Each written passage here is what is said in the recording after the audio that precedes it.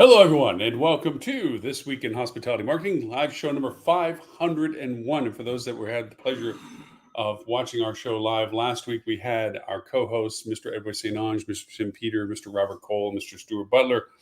The band got back together for the 500th tick of the meter for our weekly live show. We're well into our 10th year. We're into our 11th year. And it's been quite enjoyable, quite the ride. I say this with partial hesitancies of here's and there's because we've had a very volatile week economically in the United States, globally, really considering the political impacts of decisions and so forth. And as everything this show is about, hospitality marketing.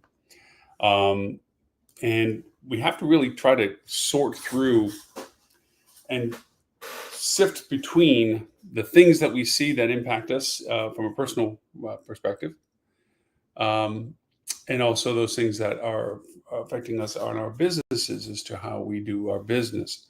And that brings us to our topic today, which is perception versus perspective. The reality of today's hospitality market. We are in a point that all of us are collectively looking and saying, what does this mean? Not just to ourselves, but to also what we have as our purpose in life, doing hospitality, our business, as to how our business will deal with the volatilities that are happening. And I think the reason why I came up with this topic very specifically was because it's not so much that the people have, in an immediate moment right now, not everybody consensusly, has lost money. I mean, obviously, the stock markets and so forth, people have lost money if they are invested in, which all should be in some kind of context. But the idea of deciding on travel and what that travel means. We have our own personal travel considerations, and we have also our corporate travel considerations. And it's not just our decisions to do corporate travel, it's also the businesses that we do business with, their decision to do corporate travel. We experienced a very high acute attention to corporate travel when we were emerging from the lockdown of COVID. What was it going to be like? How much was going to be retained back? There was a huge discussion about the digital media capabilities now being utilized, the comfort of that being a common factor of what we do here with the show, of a camera and a screen, being able to interact that way and be cost savings. And we saw over time, there was a resurgence of wanting to get face-to-face, a desire for that human interaction and so forth. And also to a little bit of a blending. We had a bit of a screen fatigue. A lot of people were just like, get me off these screens. I want to be in a room with people that I can talk to. And that all happened for us. Well, we're now entering a point where it's a financial decision as to what we will be doing. And corporations are making financial decisions as to what they're doing based on the impact of what's happening in our geopolitical world as to the types of business that they are and whether the tariffs are affecting them, the tariff wars are affecting them, sheer price differences, inflation, recession, all of these have mitigating factors as to business decisions. We're still in our first quarter of this year. We've yet to get our first quarter results. Not that that's always a benchmark. We have our monthly reports, but quarter reports give a sense of a 1 out of 4 what's happening in the world of. We've seen, like, again, stock markets and so forth having their turbulent activities with all of this, but there's a real practicality as to which businesses are going to be affected. Everybody's of the understanding that regardless of if everything stopped and went back to whatever reset number that was picked, the impacts of this are still being waved to us. There's still the tsunami of effect that's still coming into us. So why perception versus perspective? Let's share some. It sounds like they're the same. They're not. It's not even a nuance, the difference between them. We describe a little bit of what the perception versus perspective is. I'm going to quote something here. While perception refers to how we interpret and understand sensory information, our perception is from our first person. What do I see? What do I smell? What do I hear? How does that interact with me? That is perception. Perspective is more about the lens through which we see the world. Our choice to interact with what happens to us. We see something happening, and from our perception, we are experiencing it, but our perspective might be completely different than the reality. And I say this more from an idea of like watching a magic trick.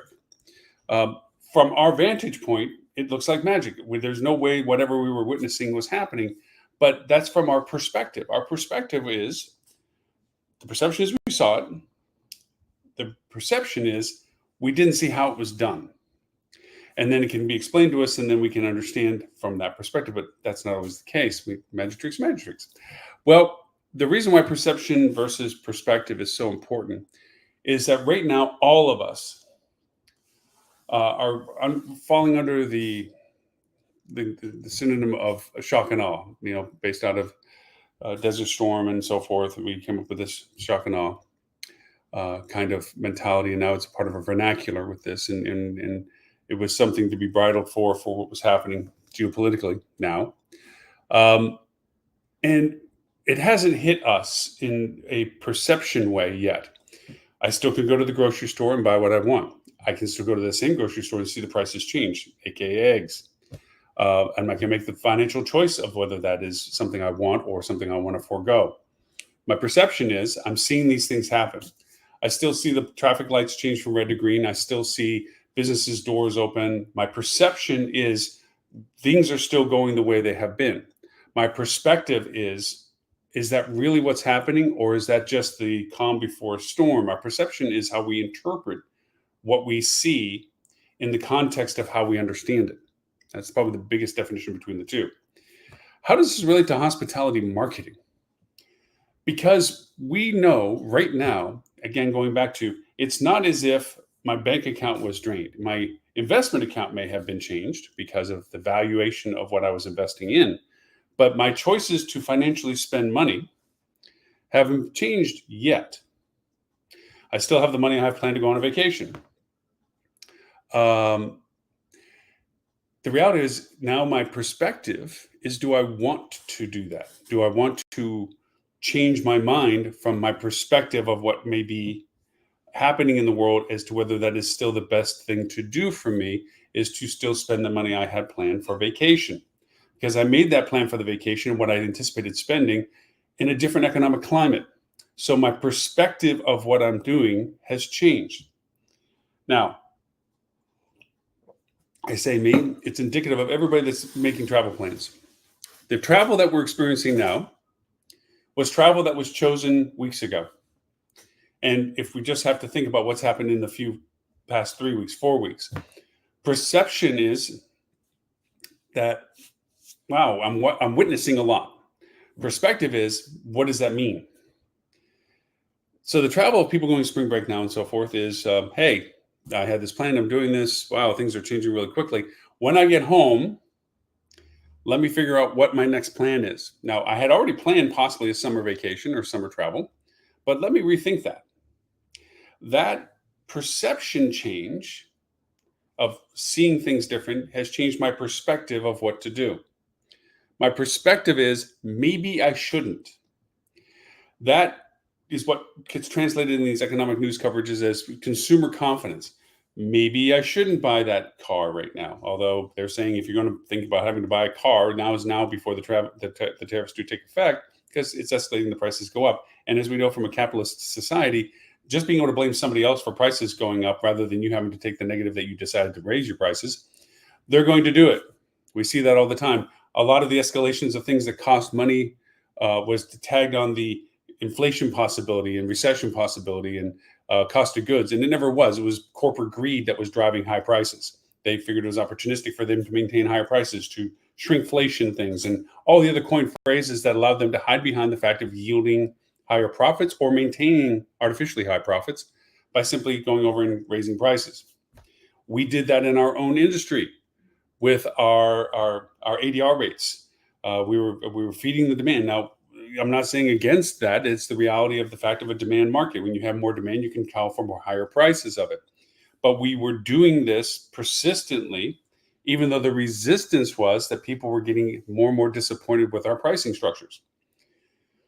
Well, here we are at a time now that we're going to get past the bookings that had happened prior to the events that we're experiencing now, yet to experience the things still yet to come of actual impacts beginning to happen on certain things we haven't seen yet, that tsunami rolling in kind of thing. And we're all wondering, what does this mean for how it's going to affect travel plans? And this is where that perception is 80% of reality. And the idea of it is that our audience of guests, our audience of previous guests, are at least rethinking their plans. Now, some are unchangeable. I mean, there's always exceptions to every comment.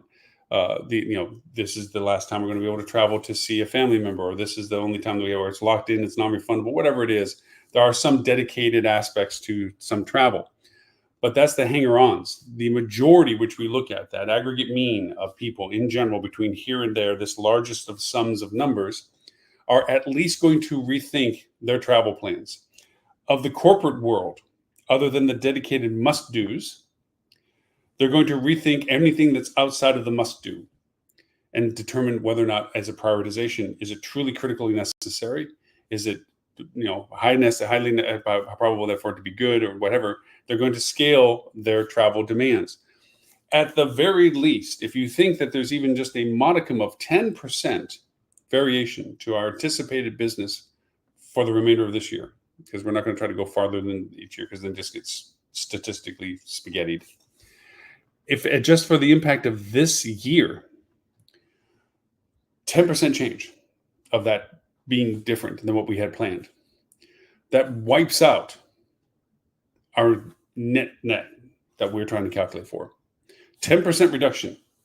Now, a lot of companies tend to historically, persistently, batten down the hatches, shutter up, war chest their funding, cut back on their things, take business as it does come, knowing that they're missing business for not marketing to it, to maintain financial integrity through whatever they think is the duration of the storm. Here's the problem. How long is this storm? Is it just this year? Is it 2 years, 3 years, 4 years? The ramifications of the events that are happening now could be reciprocated and reverberating beyond 4 years, 5 years, whatever. How long before stocks recover? How long before companies feel financially salable again? What is that cycle? So how long can you hold your breath, basically? Or do you look at it as an opportunity with the perspective that you have, the change in perspective that you have, that this is the time to land grab, to garner large swaths of demand to your market?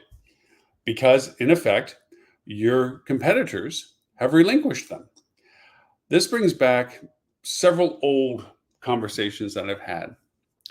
Having gone through the financial crises of 2008, running multiple hotels, I was furious with the ownership for their stat of deciding to batten down the hatches financially, so forth. So I couldn't argue past them to say, this is our chance. I was fighting tooth and nail for inches in my competitive sets for the hotels. And now they have retreated from the battlefield, and I can take over miles of marketing, dominate demand to the market, be that hotel that can truly represent everything that's interested in our destination. And got told, no, we're not going to spend any money. We're going to do what they did. And then, of course, we all emerged at the same time, some faster than others, and we went back to struggling over inches again. Now, a lot of what I say is the benefit of the perspective aspect of it is, you have to be financially valuable to do this. If you're verging on cost and no cost and teetering on the viability of your business, this makes it a much riskier effort. Depends on your risk tolerance. But when we looked at perception versus perspective, perception is everyone's going to retreat from their business models, perspective-wise for me.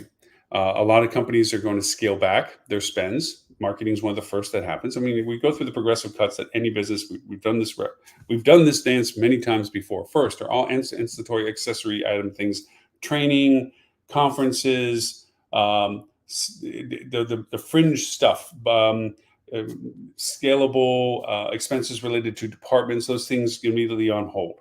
Any expansion of budgets from previous year to this year, those get paused as well. Any additions to your team and staff, given the fact that there might be less demand of business, get put on hold, that you're not going to be able to bring them in. Now, you might have a secondary backup as to how you're going to augment that with hired on help, temporary help or what have you, or third parties or what have you. But we're not there yet. Just right now, it's all frozen. We're seeing this in the news all the time. Companies are freezing hiring. People are freezing their spends. They're doing cost-cutting things now because they know this is coming. Whether it comes to the full fruition, to be seen. But you have to plan for these things. This is what people are doing. And marketing is one of those things that gets contracted quite quickly. I always argue this point, will continue to argue this point for as long as there is the point to be argued. And that is, if you diminish your presence of driving top line revenue, you can't cost yourself to profitability from that. The car can be the most amazing car with the most amazing engine, amazing paint job, the most amazing driver, most amazing wheels. But if it doesn't have gas, it's just a yard ornament. You need fuel to run. You need top line revenue. Defaulting that people will discover you in spite of you attempting to get in front of them as a viable percentage of value of your market is not sustainable. I say that with always the asterisk caveat that there is always exceptions to every statement, one of which being is if you're already dominant in your market for what you represent, you will be the dominant default for people to go to anyway. It's whether you want to accept simply that level of demand, or do you want to garner other opportunities of demand that are now available because of the retreat of so many of your competitors or other markets that have retreated that you used to compete against. That's the essence of today's show. The perception of what's going on versus your interpretation, your perspective of what you're seeing. Are you retreating and battening down the hatches and sustaining, the storm, or you are raising sails and bracing for it and going in full bore? There's not always just the extremes. There is modicums of not always battening completely everything up, leaving some things to operate and maybe expanding some other things. But in a mixture of both, there has to be a mixture of both. I'm not saying to willy-nilly keep that hiring going, keep spending for those things that you don't really have to have the expense for, and spend your marketing dollars as if there was no tomorrow. That's not the advice that's being talked about. The advice I'm giving is that you look at things from a perspective of opportunity. That's really what we're saying. Rather than a perspective of downturn and fear and survivability, those stay baseline always, okay? Is the perspective of being dynamic and proactive, of looking and I'd say aggressive is probably the best way to say it, on how to really capture a higher value of the market for the fact that the market has changed. Yes, there'll be fewer people looking, so you need more of those people. So my concepts of all of this is boiling down to you need to steal market share. If your perspective is this is an opportunity with this market, okay? The reason why we see stock market prices plunge and then the next day they dip up again, maybe even come up a lot higher, is because people buy at the low. The old adage, buy low, sell high. So few people do it. The people that do that world of, hey, the company is still as the same company that was when it was at a high stock price as it is with a low stock price, but now I get to buy it at the low stock price because as the company continues to perform, the price of the stock will go back up, and that's a benefit to the purchase of being a low price. Same too now for our marketing. The cost to market will diminish for the lack of competition. Price is driven by competition, how much each is willing to bid for the opportunity to be in front of guests. When less people are bidding or they're not bidding as much, that means the cost of those bids go down. This is an opportunity to get into spaces that were too expensive before or too hard to maintain because of the volume necessary for all those that were competing. Think OTAs that spend $17 billion. That was the thing that we got off last week's show. $17 billion collectively between the OTAs is being spent in advertising. Billions. And Ed St. Onge made the comment that when we last talked about it almost 3 years ago, it was 6 to 7 billion, the amount of money that had to be spent. And that money has to be spent isn't because they're getting more market share, but it's because of the competitiveness of the market drives the prices up. That's what it takes for them to spend to maintain their market presence and hopefully garner more. So that expansion of cost is also in relationship to what you have. For what you do as market, it costs you more for the same business you were getting when it used to cost you less. And the main driving factors of that is competitive bidding and who is competing with you and how much they're spending to do that. The lesser of that, the cheaper it is for you, which means you can spend less and still maintain your market share. You could spend more and gain market share because your competitors are retreating from that space. That is a perspective of what the market is doing right now. That is a change of thinking of like, oh my gosh, I got to let go of staff. I got to stop spending. We got to cut these costs. We got to cut that cost. We're not going to go over and do that capital expense. We're going to keep that money this year. I can explain that to all the people because they're going to understand that we want to maintain our financial equity, blah, blah, blah. Yeah, sure. But also, hey, all of our market set is slowing down, if not stopping or pausing their current campaigns. My $3.50 clicks are now $1.25. Boom, I can get almost 3 times the amount of business traffic from what volume of traffic there is. I can gain share of the market by taking advantage, the perspective of taking advantage of this as an opportunity in marketing. To do this, you need to be making sure that you're selling correctly. You can't go keep continually pitching your higher rates or your less value to the rate. Like, here's the rate, take it or leave it. There's no extra value to it. You need to make it sellable to those people you're getting in front of. So fine, you've decided to continue to make this as an opportunity in marketing to pursue larger market share. So you're willing to continue to spend at least what you've been spending now to gain share. Okay, maintain and possibly gain. Okay, because as costs go down, you're able to expand the volume of your exposure. But the other is you need to have something that's sellable. You can't keep climbing and doing the top tier of your pricing structure. Be balanced. At the very least, be mid-tier within your comp set. Moderate the fact that let somebody else be the ugly high price. If you are that ugly high price, then show the value of the high price. You're that because of this. My ratings, my revenue, my ratings, my location, my amenities, whatever it is, validate your rate.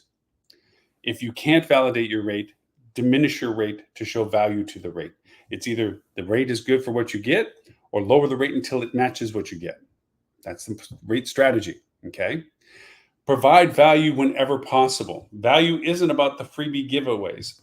The value can be about sustainable information and things that you can share with your guests that provide you as being the source of authority for their pleasure of experience for whatever they're coming to you for, whether it is for transient travel, group travel, Smurf travel kind of stuff, and or corporate travel. Give them the value proposition. If it's corp travel, the ease of getting transportation, Wi-Fi, which is a standard, I know, but give them free Wi-Fi, high-speed Wi-Fi.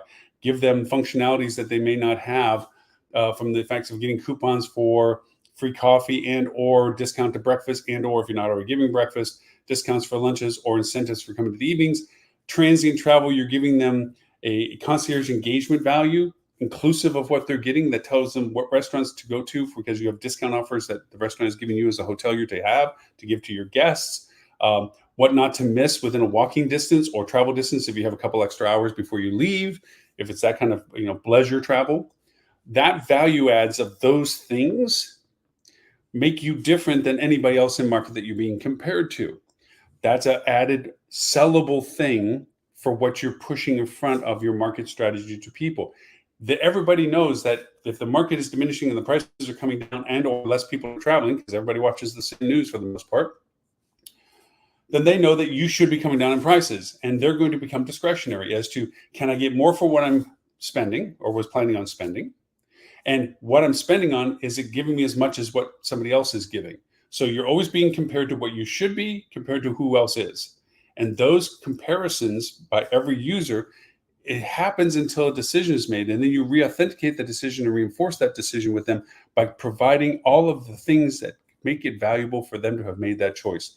Your collaboration with them from a concierge perspective, your collaboration with them on a value proposition of amenities within the property itself, your value proposition on your communication with them so that they feel that you are doably appreciating their business that they're giving you because they know they're in the seat. Fewer people are buying, I'm buying. What are you doing for me because of that? Compared to all the people that aren't buying, I know there's fewer people coming to see you. I know there's less travel coming to you. So for what I'm willing to pay you or what you're asking me to pay you, what am I getting that is the value to that? We're going to become more discreet. We're going to be in a buyer's market for that. One of the other things that you can do in these relationships is develop better supportive two-way communication. Now you may say, wait, if I'm going to constrain my staff, I don't have an at your service Marriott style person in the back that's just going to be able to pick up phones and talk all day. It may be worth it to have that. I'm not saying not to, but technology is caught to such a way that you can develop some really good supported two-way communication. That if you look at communication from your guests, it's usually within a 3-tier relationship. It's broken down this way to better understand how you handle this. Tier 1 is substantively small, easy query stuff. Nearby to what? What is this? What is the pool hours? What is the check-in time? What is your address? I mean, you should. People can find a website, but maybe these are level 1 things that they would call the hotel and just say, look, XYZ question. Level 1 stuff. Level 2 stuff are things that require more additional detail. So something around the hotel that happens, what are the hours of that? Can I catch it by 5 o'clock or whatever? Things that aren't just level 1 support questions associated with the hotel. Level 3 is I have an account issue, or I have a refund request, or I have a service issue, or I have things that require a much more engaged relationship of conversation with. And if you go that up, there's a volume of traffic that kind of follows like a pyramid. Most of the volume of is level 1 stuff. Lesser volume is level 2. And a small granular amount is level 3. We've developed a really neat like voice AI agent. We talked about it on the podcast last week. That is amazing. If you feed the information of it correctly and all the things you want between weathers and traffic and flights and things to do, event-driven things and so forth, in addition to everything that you have about your hotel. And feed it means give it the resources to refer to so it can answer the questions off script. It's amazing how well this can happen. And picture that these things handle 10 to 100 simultaneous calls per minute. Regardless of the nickel and dime percentage of cost it is for minutes on the phone that you have to pay for that services, that's hundreds of dollars per month compared to thousands for payroll. I'm not trying to replace a position. I think a person is much better at this than a automation of any sort. But the automation is very human in this sense. And a lot of people understand as long as you make it clear. I've always told everyone I have 3 rules for bots. 1, don't act human. 2, don't get in the way of getting to a human. And 3, always have a human available should it be wanted. With those being the criteria, you're not fooling anybody.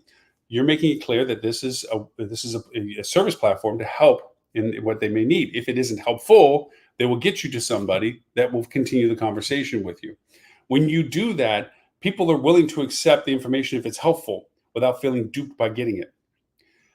When that happens, you have less demand on your team. So by the time it gets to a level 3 or an escalation of a level 2 that requires more direct relationship, then that call load is down so that it does get to a person that's behind your front desk or behind the front desk or in your office staff that can address whatever the concern or question communications needed. These levels of support are embraced as valuable to the guests because they feel that you're making channels of communication available to them, that they don't have to go through the discovery process of looking through your website, figuring out how you plan to navigate your website for everybody, making sure the information is complete enough for them to get the information that they wanted, that you just didn't give partial information, not realizing that they had a different idea of what they wanted to know. And it gives them an ability to dialogue with and get to a person that can give them the full answer should they need it. These things add merit compared to your competitor who doesn't or hasn't built this type of thing or is still looking for rate and date values without showing the value of communication, showing the value of what you're willing to give, showing ancillary value of things that they should be aware of when they're staying with them. You can beat them at that. So it goes to the process of being good at your marketing to maintain your share, if not grow it more affordably because of the retreat of your competitive set. Then the second is, what is it that you're selling to them? What is the value of that and all the things that are associated with it? So it's a sellable product that you've now got in front of them. Make sure what you got in front of them is worth their attention. That goes that way. And then, of course, the third is you truly have to embrace, because we don't know how long we're going to have to hold our breath with this economy, okay? You truly have to embrace the concept of lifetime value. What can you do with the guest while they're captive with you in the sense of they're engaged with you? They're at your hotel, they're engaging with your outlets and your amenities, and they're experiencing all the things that you've shared with them and brought them to the table with for you. How can you develop a relationship that if they should choose to want to come back to your destination, that you are the choice of where they're going to stay? That comes from an active live engagement with them at the property, not an invasive one. We've had this discussion on many shows about the level of creepy versus the level of supportive. But then how well do you communicate after the stay? Is it just a, hey, I'm glad you stayed, bye, thank you, talk to you again? A lot of hotels do that. They have no really good way, or worse, they abuse it by hammering them with useless newsletters and overfeeding emails that torch the CRM list of offering things that have no relevance because the person has no imminent plan to come back. Even if they truly enjoyed what they did with you, they don't know when they might be doing it again per se, and yet you're offering next weekend deals. Or something about let's keep in contact and sign up here and I'll keep sending you shit that basically never gets seen and gets ignored. I told you an old thing that I did, wow, almost 20 years ago with emails, that when we did the post-stay letters, I simply asked them, after giving them the pitch and thanking them for their business with us, we would love to give you more offers and deals because you're now part of the family, okay? You came as friends, you leave as family. And we don't want to bug you. Do you want to know about last minute deals? Are you that kind of person that wants to know last minute deals? We can send them to you last minute deals. It comes out to about an email a week or an email every 2 weeks, whatever the frequency of it was. Or is there a time that you think you might be coming back? Next summer, this fall, whatever. If it is, you give us some sense of the time, we can start sending you things that might be of interest to you for that time. Our unsubscribe went down to almost nothing because it really just answered to the point, great, I'm not going to get a bunch of junk from you, but when I do get stuff from you, it's probably at the time that I told you I was interested in looking at what you had to offer. That's the value proposition of having good constructive follow-up communication with your guests after their stay at your place, because now you're trying to create a lifetime value relationship. You want them to come back. You want them to refer you to other people, which is the expansion of lifetime value, not just of what they buy with you and the frequency of it, but also who do they influence that now buys with you and the frequency that generates. That's the expansion of lifetime value. You have to be very, very thoughtful about your plans for lifetime value, given our current economic market. That's a perspective. The perspective is this is an opportunity for you to expand market share at a lesser cost, but you have to be willing to spend that cost.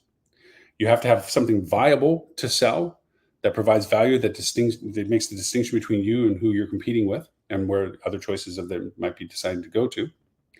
And you need to go and create a lifetime value proposition that is methodically thought out in a workflow way that says this is how we will engage, this is how we define our audiences, so that we know that we talk to the right person when they're most interested in listening to us, and you develop that relationship with your own CRM from that going forward for your lifetime value. That's why I brought up perception versus perspective, the reality of today's hospitality market. We can perceive drama and trauma, and we can recoil from it, and we can batten down the hatches and try to have a sustainability concept.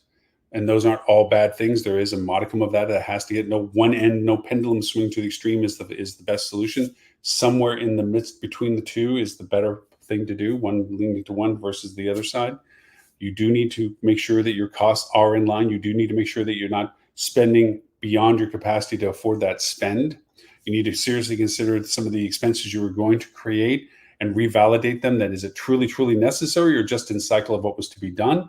If you have brand violations, those are prioritizations. If you have product violations in the sense that your air conditioning handlers don't work, or you have terrible carpet or whatever, and it's affecting your ability to drive business, those should still be maintained in the priority that they were given. But everything else, scaling it to perspective, question or at least revalidate your staffing to see if there's anything now that should be addressed before it becomes a necessity, where you've spent money on something you end up tossing anyway. Instead, make sure that you can save the money now by making the decision now. These are all realities of our current economics. But then when you approach marketing, to not go over and just turn the tap off and say, we'll take what we can get. Instead, why not look at it from the perspective of this is an opportunity for you to expand market share, at the very least, afford the market share you're currently getting at a lesser price, and see how you can gain market share, which is the better sustainable because your volume of demand is going down. So where, say, it went down to the size of what your normal demand is, that means you need all the demand to market. Well, all your competitors means they get zero. That's an unrealistic expectation, but you're going to have to steal more than your fair market share historically. You need to steal your competitors' market share because the volume's less. You need to take it from somebody else. And that requires strategy. Now, part of it is they're going to be handing it to you because they're not spending as much money, so they're not going to be in the spaces that you can be. The second of it is that you're more targeted with whom you're talking to and not squandering the money on audiences that aren't responding to the engagement. That requires strategy and monitoring of your data to ensure that you're quick on making your decisions. You don't wait until the end of the month and realize that you probably should have stopped campaigns 3 weeks earlier. It means being thoughtful about what you're looking at in the deltas of your production, where you see paid campaigns beginning to diminish before you see the negative impact on revenue, and realize those campaigns are running to their life cycle end, and to supplement them with new campaigns or replace them with other ones. That strategy, that attentiveness, that sitting on it like an egg, is where we are right now in our economy. These are all the perspective shifts. Looking at this and embracing it is an element of knowing that this perspective has to be assumed rather than the perception of dread. It sucks. But the reality is that we can look at it in our own way. There are some wonderful references on where I was doing research for us about the differences between them. There was a psychologist, Viktor Frankl, that wrote a book on man's search for meaning and talked about the difference between perception and perspective. Perception was his reality in the concentration camps. His perspective was keeping himself positive as to what he was going to do once he got out. And that was his lifesaver, was if he noticed that people that gave up on purpose or gave up on hope or gave up on focus and just got entrenched with perception of what the reality was, didn't survive as much as those that looked beyond it and had the perspective of how to interpret what was happening to them, however horrendous it was. I know it's a very dramatic example, but perspective is a choice we make as to how we see, the lens through which we look at things. Perception is the reality of what we're seeing, the touch, the feel, the smell, and what have you. So how we take that and then perceive it is what we're looking at. And this, for marketing, for hospitality, is exactly what I'm referring to. The perception is, we've got a lot of things we got to sort out. There's things that are going to negatively impact and so forth. That is the reality of perception. The negative, the positive of all that is to go over and say, hey, I'm going to find this as an opportunity with our industry. So I think I've made my point for all of it. I hope that it made sense to you, perception versus perspective, and how we have to think of where we are right now in our marketing for hospitality. Should you have any questions, feedback, answers to things that you think, additions to what we're being said and so forth, please give me a shout. Lauren@hospitalitydigitalmarketing.com is my email. Of course, I also hospitality radio, hospitality TV, on and on. Lauren at all of those. We have the hospitality radio station. We have our TV channel, which if you're watching on your LinkedIn, on your TV, your Amazon TV, Apple TV, Google TV, smart TVs, we're always there on our TV station. Our app, Hospitality Channel, you can get it on your Apple iOS or Google Play. We also simulcast on Facebook, LinkedIn, YouTube, Twitch. Don't do X, cesspool. No need for it. And this isn't a TikTok or Instagram short stories kind of content, so we don't go into the social interaction stuff with that. We're here to go over and share information and perspectives on our hospitality industry related to marketing. You can also give me audio feedback if you want to just do that anonymously and or who you are and give me permissions to use it. You can go to hdm.news/talkback and give me any feedback you have from there. And also, I always throw up a weekly question to see what your thoughts are on a particular topic, the idea that I'm thinking about for a topic. So there you have it. So thank you so much for the privilege of your time. My name is Lauren Gray, and I look forward to talking to you all next week.